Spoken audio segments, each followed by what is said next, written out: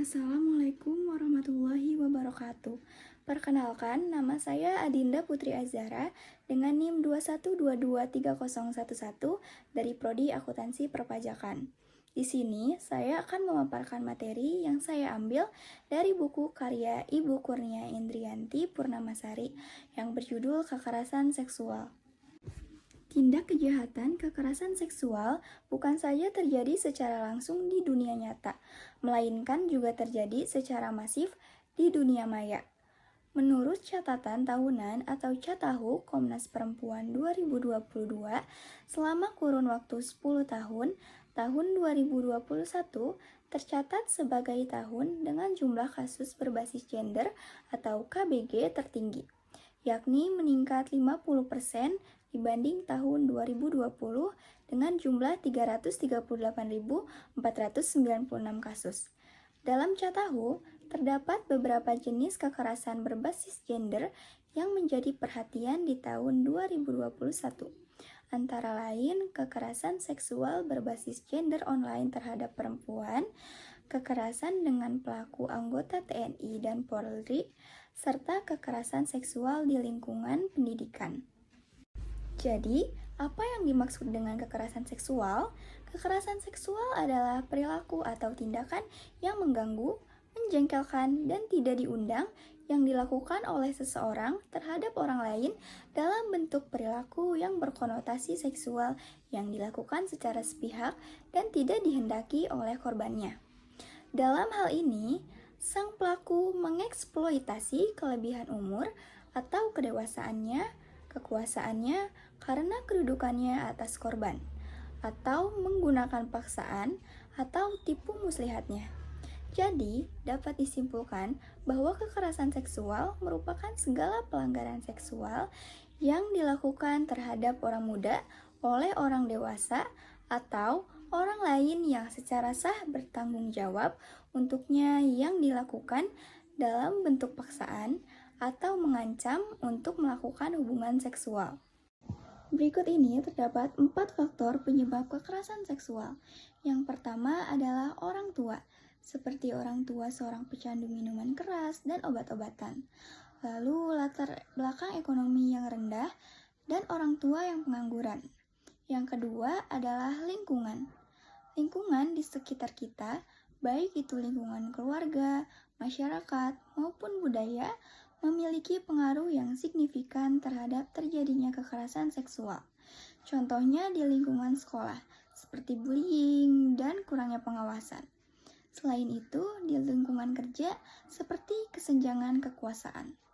Lalu, faktor yang ketiga adalah sosial, seperti kondisi sosial yang rendah, adanya nilai dalam masyarakat bahwa anak adalah milik orang tua sendiri, kemudian nilai masyarakat yang terlalu individualis, serta status wanita yang dipandang rendah, dan lingkungan yang syarat kegiatan pornografi.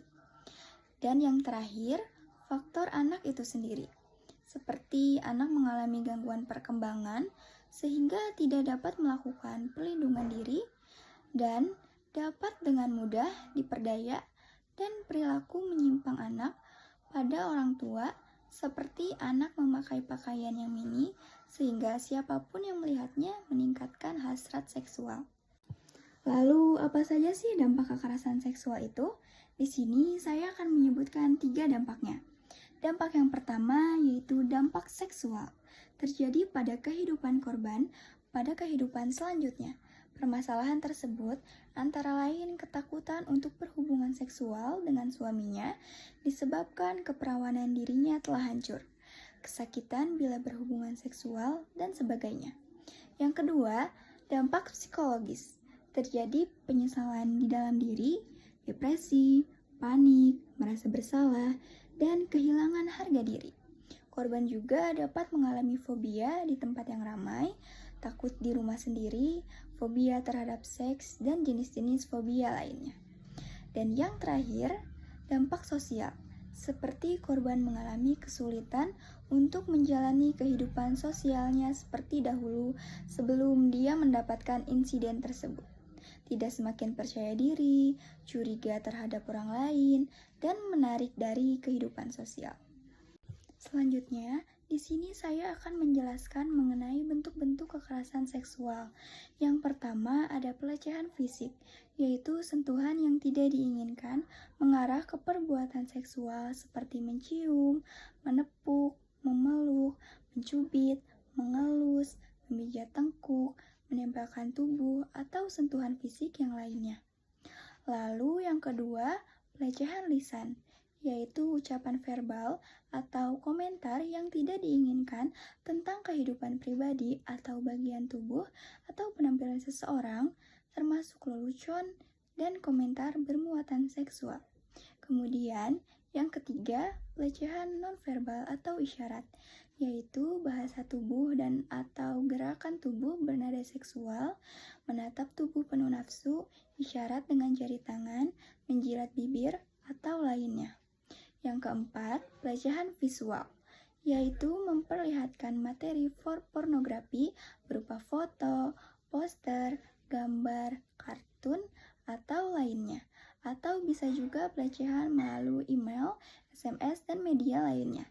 Dan yang terakhir, pelecehan psikologis atau emosional, yaitu permintaan-permintaan dan ajakan-ajakan yang terus-menerus dan tidak diinginkan, ajakan kencan yang tidak diharapkan, penghinaan atau celaan yang bersifat seksual. Pelecehan seksual yang dihadapi laki-laki maupun perempuan dalam berbagai bentuknya, mulai dari komentar yang dilakukan secara terang-terangan dan serangan seksual, berkonotasi seksual, dan kontak fisik secara tersembunyi seperti memegang, sentuhan ke bagian tubuh tertentu, hingga ajakan yang dilakukan secara terang-terangan dan serangan seksual. Mungkin hanya itu saja yang bisa saya sampaikan. Mohon maaf bila ada kesalahan. Terima kasih. Wassalamualaikum warahmatullahi wabarakatuh.